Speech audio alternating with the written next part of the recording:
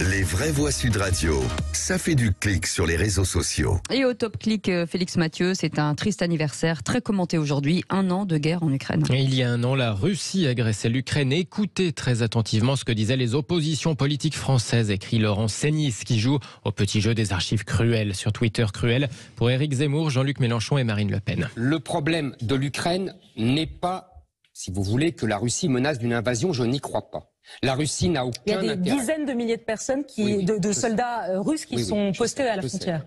La Russie, je vous donne je prends le pari, n'envahira pas l'Ukraine.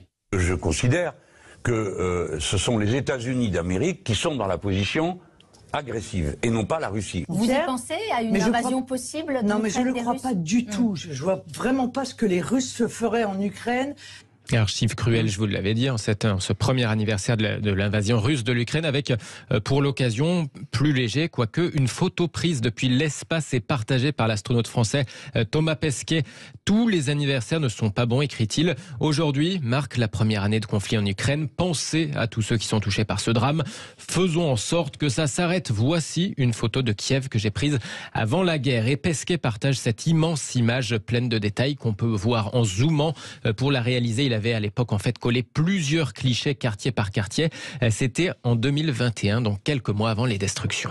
Et allez, on passe au pire des réseaux sociaux, Félix Mathieu. La même scène étrange se répète en Chine, des alignements de jeunes gens qui se filment dehors sur leur smartphone. Oui, dans le froid, ils espèrent récolter comme ça un peu d'argent, un revenu d'appoint. Le streaming extérieur, ça se développe pas mal en Chine et ça consiste à s'asseoir face à son téléphone puis à diffuser en direct, en chantant, en discutant, en faisant des blagues ou pourquoi pas en dansant, en racontant sa vie pendant des heures. Alors les plus gros influenceurs, ceux qui ont beaucoup d'abonnés, parviennent à gagner beaucoup d'argent depuis chez eux avec le streaming, la vidéo en direct, mais les autres sont prêts à tout pour se faire repérer car sur Youdim, le TikTok chinois, eh bien les utilisateurs peuvent donner de l'argent en direct aux streamers, aux vidéastes amateurs qu'ils apprécient. Et comme le résume crûment l'une de ces jeunes streameuses en extérieur depuis un pont à Guilin dans le sud de la Chine, quand on est très belle, on peut gagner de l'argent en diffusant depuis son salon, mais quand on a un physique plus ordinaire, alors eh bien il faut imagicien, se mettre dehors pour se faire repérer dans le froid, en mitouflé, en grelotant en direct parce que ça, eh bien ça attire la sympathie, pour ne pas dire la pitié des internautes qui vont donner davantage d'argent. Alors par exemple de 21h à 3h du matin en direct dehors à Guilin, l'une d'elles raconte gagner l'équivalent de 80 €, les bons jours, à peine 1 € les mauvais, en plus de leur éclairage, de leur smartphone. Certains de ces aspirants influenceurs apportent donc aussi un chauffage d'appoint et puis des couvertures pour ne pas tomber malade. Mais ils sont complètement fous. C'est complètement dingue.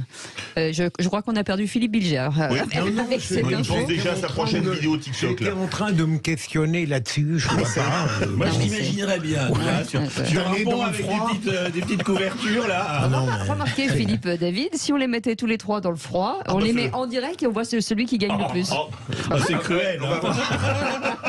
Alors je sens que je perdrai. Non, mais vous savez pas. Soyez pas modeste. Vous savez pas. Allez tout de suite. Moi, pour une fois, je suis pas sur le quiz, je sais que je gagne. Pourquoi vous y allez comment? En short? J'ai aucun problème avec le froid. Ah bon?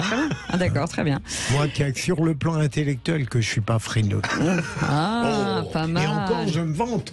Pourtant, c'est la Saint-Modeste aujourd'hui. Pourtant, je vais être en désaccord sûrement avec Loïc, donc je suis pas frileux. Allez, dans un instant, le tour de table de l'actu des vraies voix.